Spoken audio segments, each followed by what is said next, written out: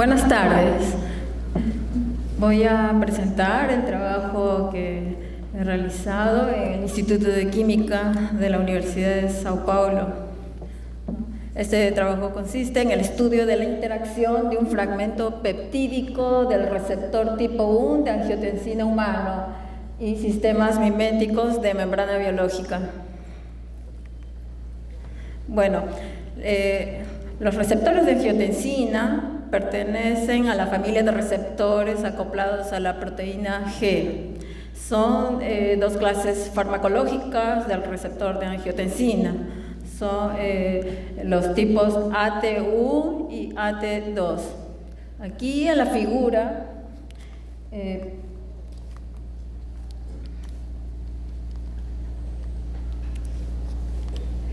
en esta figura podemos observar una representación esquemática de un receptor acoplado a la proteína Y. Consiste de 7 hélices de transmembrana y 3 bucles extracelulares. 3 bucles extracelulares y 3 bucles intracelulares. Y también presenta una región N-terminal y una región C-terminal. En general, los bucles extracelulares están involucrados en la interacción con el ligando y los bucles intracelulares están involucrados con la transducción de señal. Bueno, se han identificado más de 800 receptores acoplados a la proteína G en humanos, los cuales son clasificados en 5 familias y a su vez estas familias están subdivididas, ¿no?, en subfamilias. Bueno, existen numerosos tipos de ligandos que se unen al receptor acoplado a la proteína Y. Entre ellas están proteínas, péptidos, aminas, neurotransmisores, lípidos, etc. Bueno, para el caso del receptor de la angiotensina, ¿no?, el gen que codifica este receptor se encuentra en el cromosoma 3 y presenta 359 aminoácidos. ¿No? Aquí en la figura podemos ver una representación esquemática de la estructura bidimensional del receptor de angiotensina, ¿no? Aquí podemos observar los 7 hélices de transmembrana y los 3 bucles extracelulares y los 3 bucles intracelulares. Hasta el momento no se conoce la estructura tridimensional del receptor, ¿no? Y para el caso de los receptores acoplados a la proteína G, el primer receptor cuya estructura cristalina fue determinada fue la de la rodopsina, ¿no? Bueno,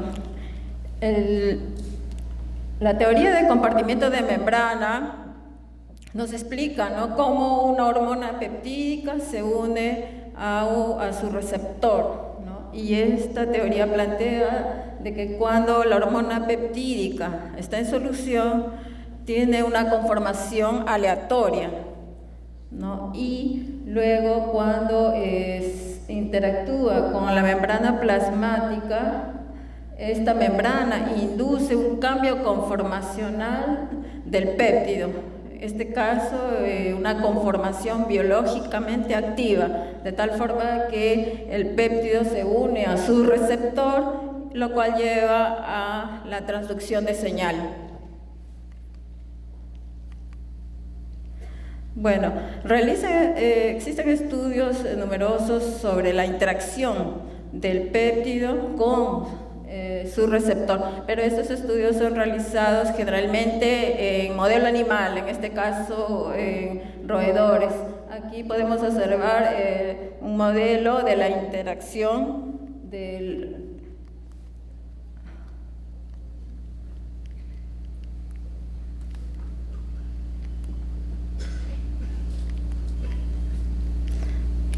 Aquí. Bueno, podemos observar aquí un modelo de la interacción de la angiotensina con el receptor. Aquí una vista lateral y aquí una vista frontal, ¿no? En azul es una representación, ¿no?, del receptor acoplado a la proteína G, y aquí está la hormona angiotensina, ¿no? En fucsia es la fenilalanina 8 de la angiotensina, y en naranja es la tirosina 4 de la angiotensina, y en verde los demás residuos de aminoácidos de la angiotensina. La angiotensina es una hormona peptídica, contiene solamente 8 aminoácidos.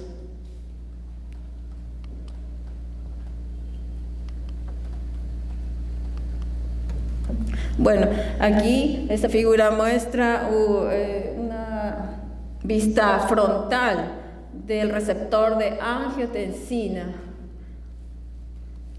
¿no? Y mostrando aquí los diferentes residuos de aminoácidos en los bucles extracelulares. Estos aminoácidos participan en la interacción con la angiotensina. Ya se han realizado numerosos estudios conformacionales de diferentes fragmentos peptídicos del receptor, como por ejemplo el primer bucle extracelular, el segundo bucle intracelular, la región proximal de C-terminal, las regiones proximal y distal del tercer bucle intracelular, así como también fragmentos peptídicos que pertenecen al dominio de la transmembrana 6.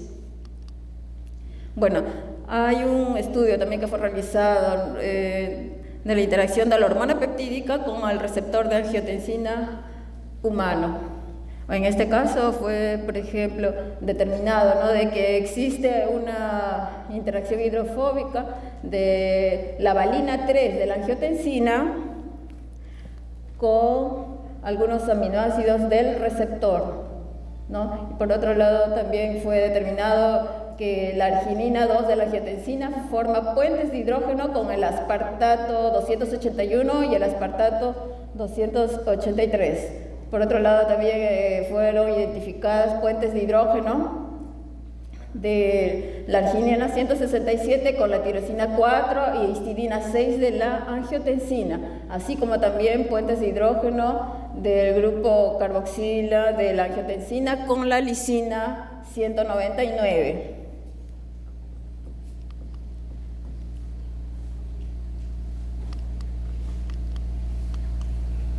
Bueno, como la membrana biológica es bastante diversa y compleja, los estudios de interacción de biomoléculas con membrana se realizan utilizando sistemas miméticos de membrana biológica o membranas modelo. Entre estos sistemas tenemos, por ejemplo, las monocamadas lipídicas o monocamadas de Langmuir. También tenemos las bicapas lipídicas en soporte sólido, las bicapas lipídicas planas, así como también micelas y vesículas lipídicas. Las vesículas lipídicas pueden ser vesículas unilamelares grandes, vesículas unilamelares pequeñas o vesículas unilamelares gigantes. Bueno, para los estudios de la interacción de péptidos con sistemas modelo de membrana biológica, son utilizadas diversas técnicas, tanto espectroscópicas como no espectroscópicas. Así, por ejemplo, la microscopía de fuerza atómica, la calorimetría diferencial, rayos X, espectroscopía de resonancia paramagnética electrónica, resonancia magnética nuclear, microscopía electrónica, la espectroscopía de infrarrojo, etc. Bueno, para el presente estudio fue utilizada la técnica de espectrofluorescencia de estado estacionario, ¿no? Esta técnica es utilizada para el caso de muestras que presentan unas estructuras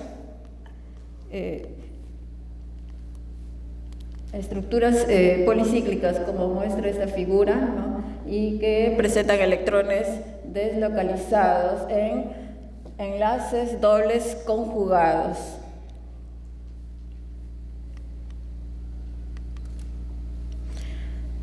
Bueno, el fenómeno de la fluorescencia puede ser explicada mediante el diagrama de Jablonski, como podemos observar en esta figura. El electrón pasa desde un estado fundamental S0 para un estado excitado S1 o S2, después por conversión interna retorna para el nivel más bajo del estado excitado y finalmente retorna para el estado fundamental con emisión de fluorescencia.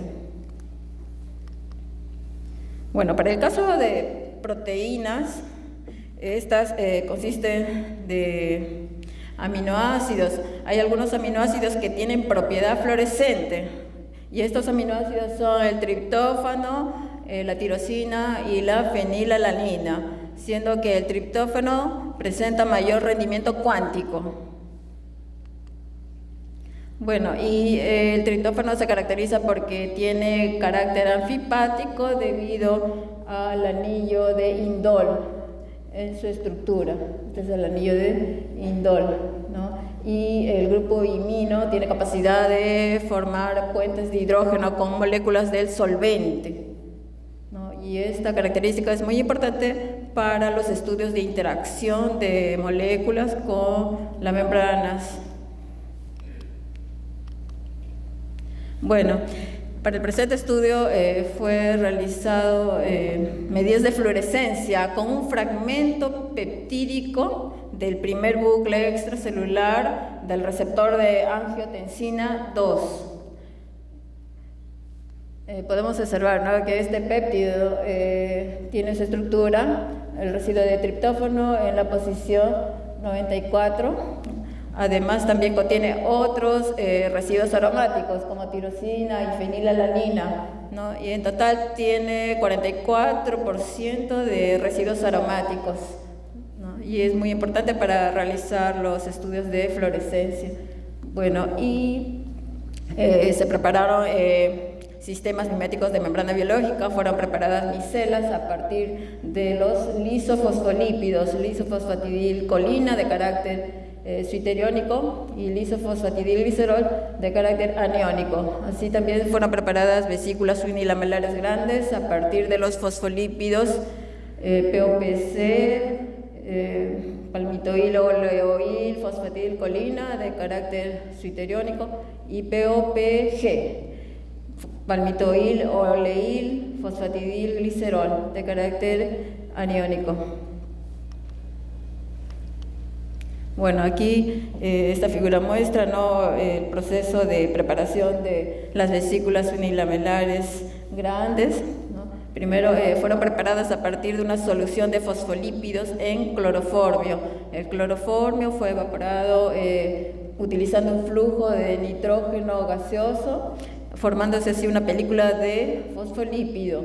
Posteriormente, la película de fosfolípido es resuspendida en una solución tampón, ¿no?, en un pH determinado y de esta manera son formadas las vesículas multilamelares.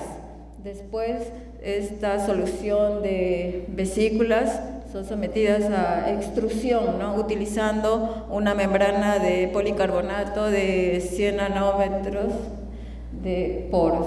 Y a partir de este proceso de extrusión son formadas las vesículas unilamelares grandes. Bueno, también fueron preparadas las micelas a partir de los lisofosfolípidos, también fue determinada la carga teórica del péptido, ¿no? También fueron calculadas las constantes de asociación y también la variación de energía libre de la interacción del péptido con los sistemas miméticos de membrana. También fueron calculadas las constantes de Stern-Bolmer a través de esta ecuación, ¿no?, en la cual fue utilizada como un supresor de fluorescencia la molécula de acrilamida.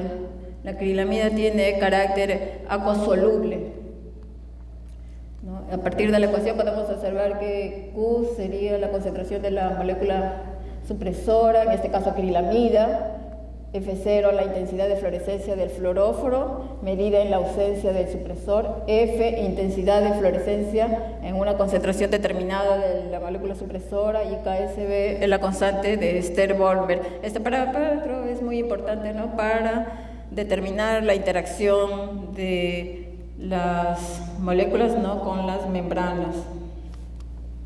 Bueno, por otro lado también fueron calculadas valores de anisotropía, ¿no?, en la cual fue utilizada luz polarizada tanto vertical como horizontalmente.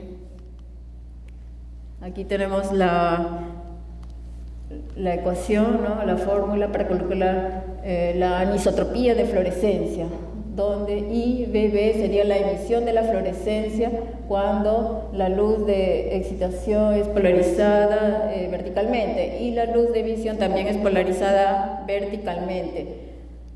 IBH sería la emisión de fluorescencia cuando la luz de excitación es polarizada verticalmente y la luz de emisión es polarizada horizontalmente.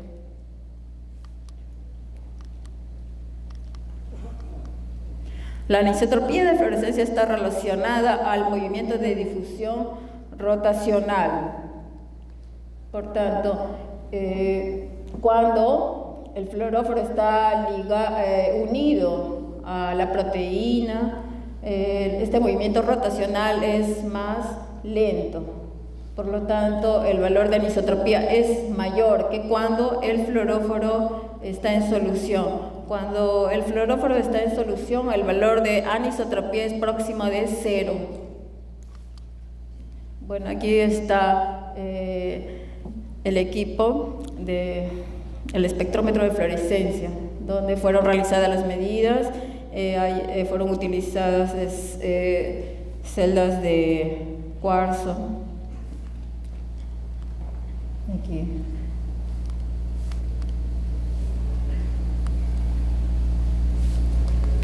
Bueno, ahora vamos para los resultados. Esta figura muestra la variación de la carga teórica del péptido en verde. Podemos observar que hasta pH 8.5 aproximadamente el péptido tiene carga más 1, ¿no? Tiene carácter catiónico, ¿no? Y también tiene un punto isoeléctrico en torno de 10.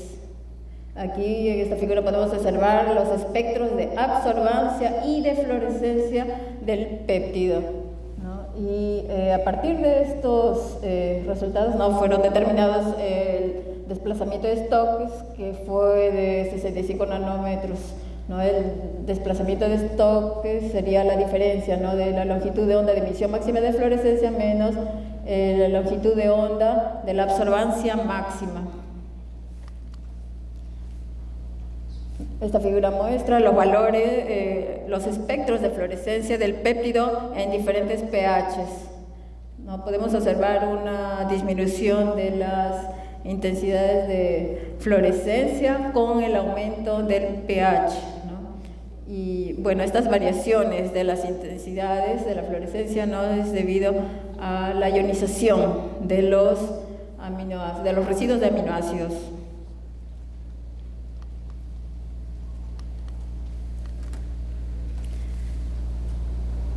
Bueno, los estudios también fueron realizados en la presencia de las micelas del isofosfatidilcolina, que es de carácter suiteriónico. Podemos observar en la figura que con el aumento de las micelas del isofosfatidilcolina, las intensidades de fluorescencia aumentan, como podemos observar aquí, y por otro lado, también hay un desplazamiento de la longitud de onda de emisión máxima de fluorescencia. Aquí en esta figura no fueron plotados los valores de la fluorescencia en función de la concentración del isofosfatidilcolina, ¿no? En naranja serían los valores de las intensidades de fluorescencia, como podemos observar aquí, y en azul serían los valores de longitud de onda de emisión máxima.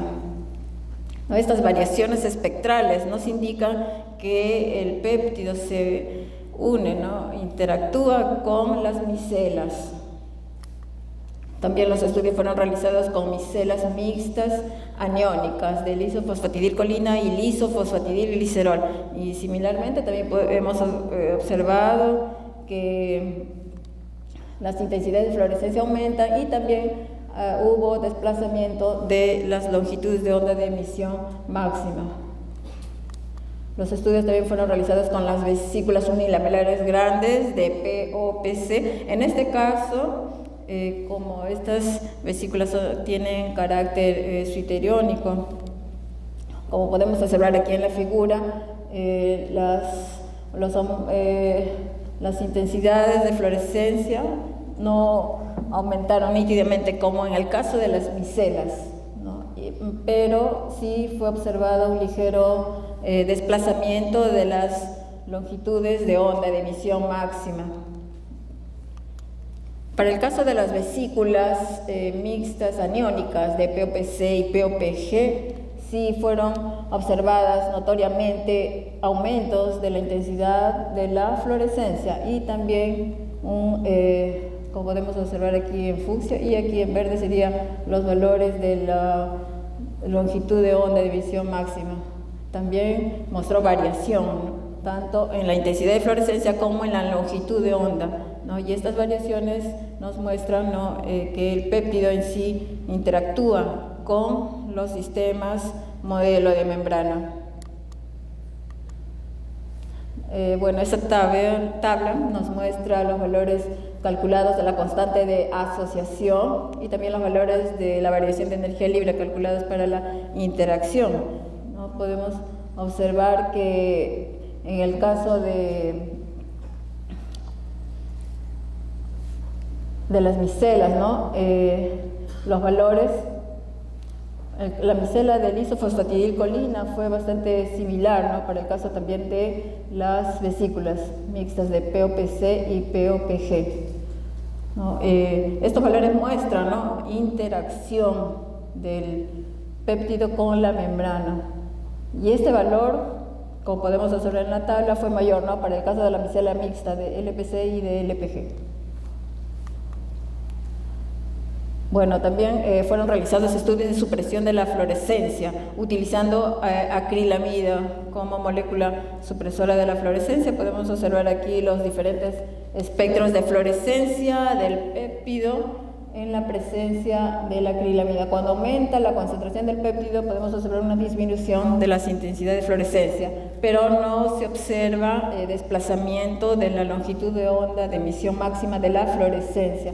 Estos valores de la fluorescencia máxima, ¿no?, fueron plotados en función de la concentración de acrilamida, ¿no? Y después aquí podemos observar aquí los cuadrados, los puntos cuadrados aquí.